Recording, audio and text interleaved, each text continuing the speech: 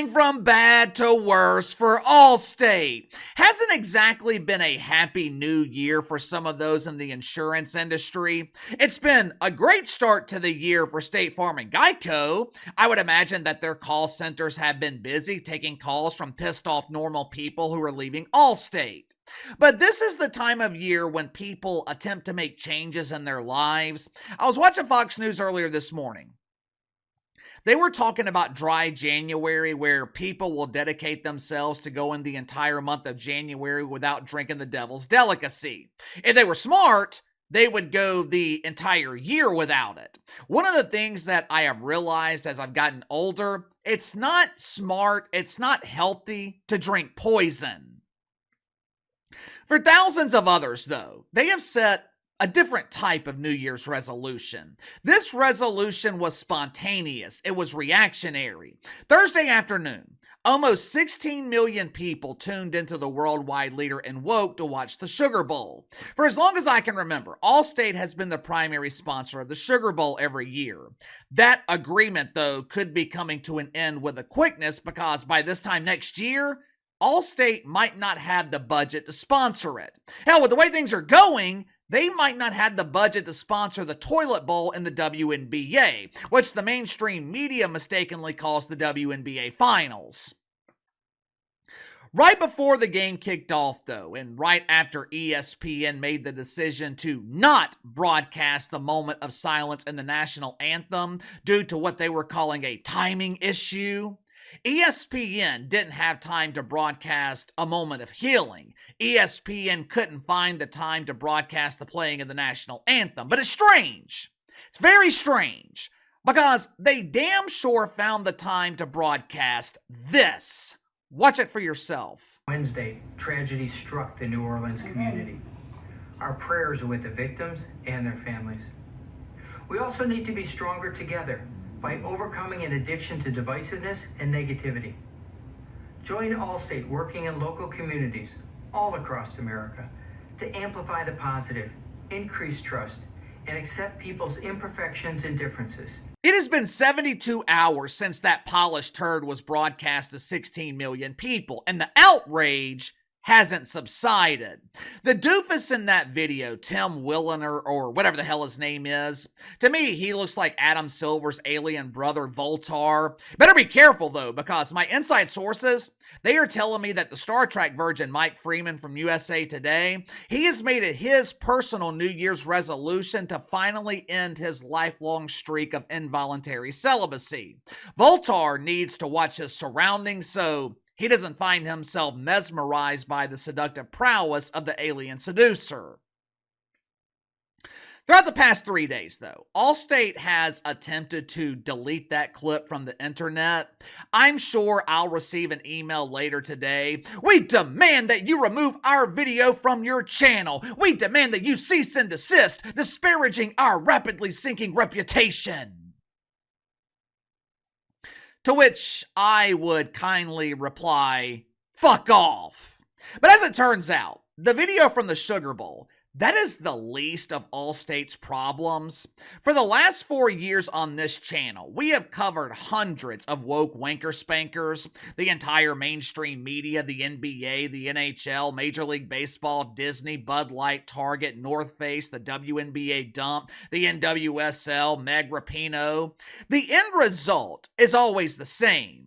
Huge embarrassing failure. But not only is the end result the same, the beginnings are the same as well. Because in every situation, they brought the backlash on themselves. What also ends up happening when people or organizations apply to be deacons at Woke United Methodist, normal people will start digging into their background. Normal people start to uncover sins, real sins. I'm not talking about violations of the woke commandments. I'm talking about a complete lack of logic and a complete lack of common sense, which is exactly what happened this weekend when things went from bad to worse for Allstate. Make sure to like and subscribe. You can follow me on Twitter at KC_BTL84. Let's go and get to the sponsor for today's video, my good friends at Sugar Mountain Trading. Are you struggling with back problems? Do you deal with minor aches and pains throughout your day and you don't want to go to the doctor because all the doctor is going to do is find something else wrong with you? Or even worse, prescribe addictive medication that you just don't want to take. Me personally, I hate going to the doctor. So does my wife, who actually deals with back pain, which is why she started using CBD lotions and oils from Sugar Mountain Trading. No, this is not THC. It's not going to make you fail a drug test. These CBD lotions and oils, they are designed for rapid pain relief.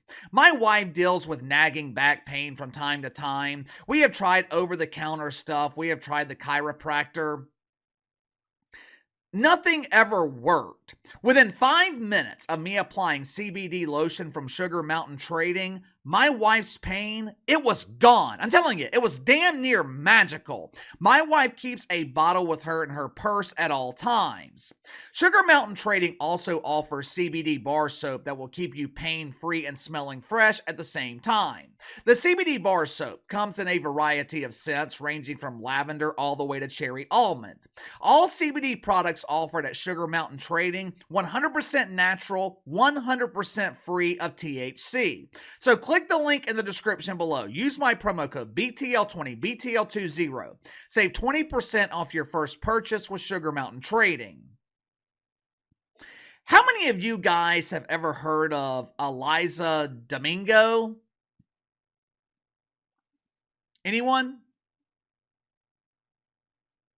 No one's ever heard of Eleanor before? Well, that's okay. Allow me to introduce you. Eliza Domingo is one of many vice presidents at Allstate, but she's not the vice president of a division that actually matters. Eleanor isn't the vice president of marketing or the vice president of finance. Hell, she's not even the vice president of janitorial services.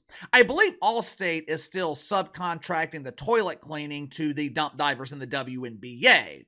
I guess you could say Eliza has something in common with Cackle and Cam Harris. They are both pretend vice presidents.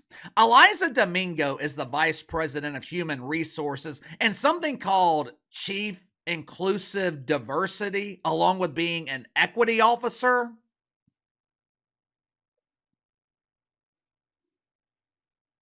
What?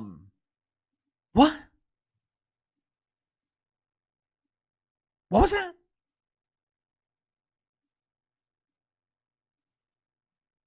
Chief Inclusive Diversity? I spent 15 years in corporate America, 15 years of wasted time that I will never get back, but the hierarchy of most corporations is similar. You know how many times I saw an equity officer? You know how many times I saw a Chief Inclusive Diversity? None! By the way, isn't that title a clear violation of the woke commandments? Shouldn't Eliza be calling herself the Guardian Inclusive Diversity? And what the hell's an equity officer? Are those the dorks that pull you over because you failed to use both blinkers? Greetings, birthing person. I pulled you over at that right-hand turn because you failed to use both blinkers. You only used your right blinker. As you know, that's not very equitable.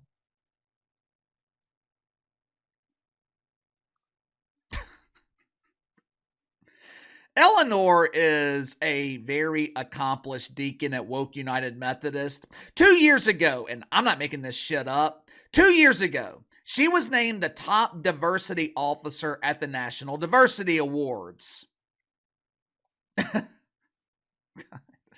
Unfortunately for Eliza Domingo, the beginning of 2025, it's not going as well as 2022. 5 days into the new year, and Eleanor has not been honored with any more diversity awards. If anything, she is now trying to disguise her dedication to diversity. Over the weekend, video of an internal conference call from Allstate was released on social media. Needless to say, it ain't good. Watch it for yourself. 54% of Allstate's population is female. 42% of our whole population is identifies as racially or ethnically diverse.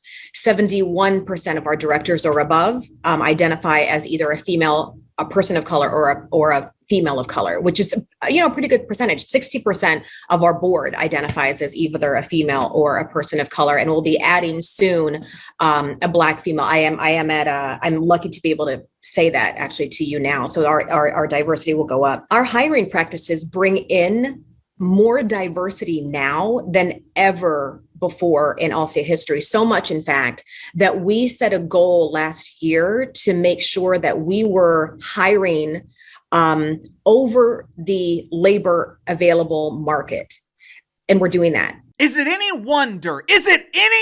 wonder why the insurance industry is so incompetent? You just heard the vice president of human resources at Allstate admit that they're hiring people based on their race and gender.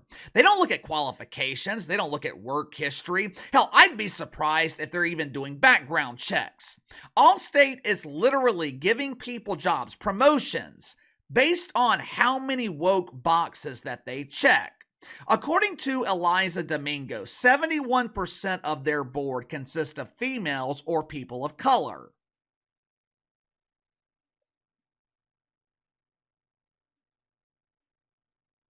That doesn't sound very diverse to me. Matter of fact, it sounds like a polite way to say white men not allowed, which is fine with me because I'm never going to work at Allstate. I'm never going to work in the insurance industry. If I wanted to rip people off, I'd go work for the mafia. The pay and the benefits are a hell of a lot better. But what about the white men and even the white women who have spent years building their career at Allstate? I'm sure some of the white dudes are looking around and thinking that they're becoming extinct. After seeing that video, I'm sure they've come to the realization that no matter what they do, they're not likely to get promoted. No matter how hard they work, no matter how much they outperform their colleagues, they're not getting promoted because they lack melanin. Outside of the employees, though, the first thing that came to my mind after I saw that video? If Allstate is basing hiring decisions on race and gender, then how are they basing policy decisions? If an upper middle class white family files a claim, are they more likely to be denied? If a Black woman files a claim, is she more likely to be approved because Allstate believes that she belongs to a marginalized group? You see how messy this could get? If I was a customer of Allstate, I'd be contacting my lawyer, especially if I have had issues with them honoring their policies, which, as you guys know, that never happens in the insurance industry. Insurance companies, they never look for loopholes. They never search for innocuous ways not to pay out claims. Insurance companies are always there when our customers need us the most. Thing is, all of this could have been avoided. The only thing that Allstate had to do was nothing. Sponsor the Sugar Bowl just like you do every year. Tell the people of New Orleans that you're praying for them. That's it. That's all you had to do. Instead, you make some doofus commercial that proved there's not a single person possessing common sense in your marketing department. And now, normal people are looking into your hiring practices, which is elevating their outrage. Give me your thoughts on this. Allstate admits to hiring people based on race and gender. Now, I'm not a lawyer, but I know there are lawyers in this audience. Can you guys give us some clarification? Would this make Allstate vulnerable to lawsuits from customers? I mean, if they're hiring people based on race and gender, could lawyers draw a correlation to Allstate potentially using those same metrics for processing claims? Let me know. Sound off in the comments below. Best way to contact me is through email, btlkc84@gmail.com. I'll see you guys tomorrow.